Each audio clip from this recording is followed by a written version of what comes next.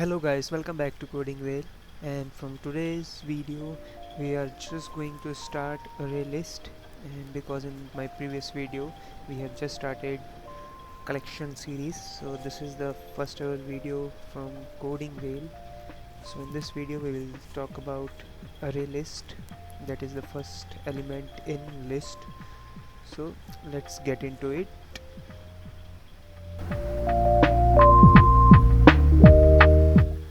So guys, here I have created one Java class with named as ArrayListTest, and here we are going to add some element inside our ArrayList. But before going to start, I wanted to tell you something that ArrayList can hold the primitive or wrapper class object, or even if you are creating other class, so ArrayList can hold that other class object also. So in this video we will talk about only primitive data, or we can say a wrapper object we will store inside ArrayList, and we will try to read that object. So let's get started. So first we need ArrayList object.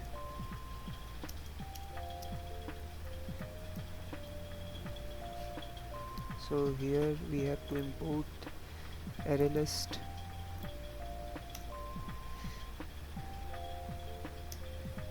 So let's add data. For that we will use method add. Let's say hello world, first ever program in collection, and we will add some more data. Let's say hello Java. So let's add some numeric data, 100. Let's add float data, 112. Also you can add here f. That doesn't affect your code, that will not going to give you any error, because f is simply indicating that you are storing float value. So either you can write here f, or simply no need to write. Let's write. So let's add some large number. So I think this is enough for now. So till here we have added our object inside ArrayList, so just we need to read these objects. So for reading objects, here we have several ways to iterate our object from ArrayList. So first is normal for loop that we use everywhere, and second one is for each loop that I will show you how we will read from ArrayList, and third is iterator. So in my previous video I talked about something collection structure. So there I have said that iterator is sitting on the top of collection framework. So iterable, so this iterator method we will take from iterable interface. So that is already implemented in collection or ArrayList, so here we don't need to implement it again because it is already implemented. So first we will read through for loop. So here for loop, for this we will say int I is equals to 0, because I told you earlier also in my previous video that ArrayList uses index for reading object. I should be less than L dot length or size. Yeah, size. So size will give you the length of your ArrayList. I plus plus. Here you just need to say s out means system out println, and here we will say, let's say um, list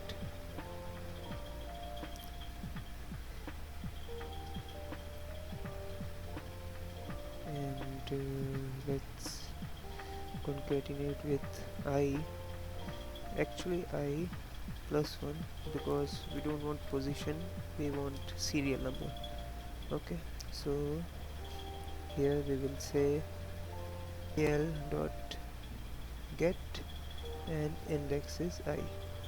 So get method will read object with particular position, in particular position. So now let's run this program. Now the output will show you simply,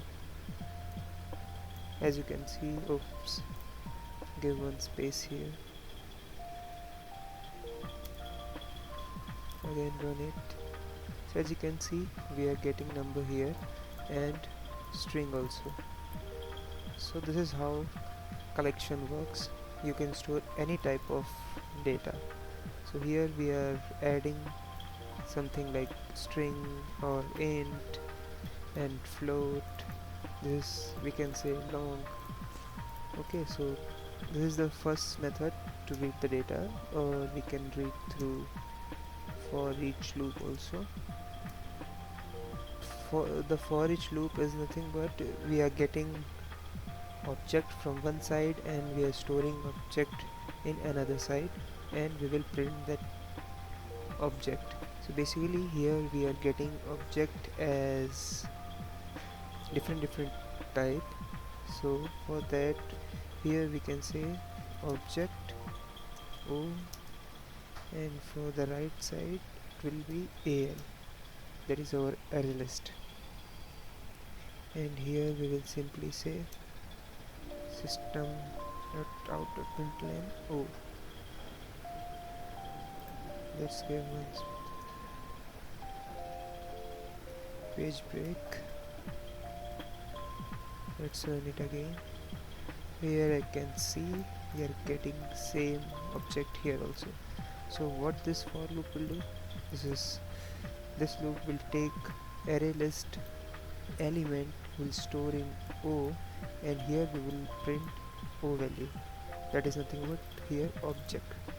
Now this O variable data type is object, not string, not int, or not float. Here the object data type is object itself. Or if you want this as a string or int, so you can cast it. Here it will be much difficult because we are having multiple data type object. You can do that in single data type object if you are storing only string or only int. So with that you can do that. Thing we will see on further videos, how we can store any single type of data in a list. So here let's move on to third method of reading data. So here our third step was iterator. So iterator is already extended in ArrayList. So iterator method already present in ArrayList. So what we need to do, we need to just call that method iterator.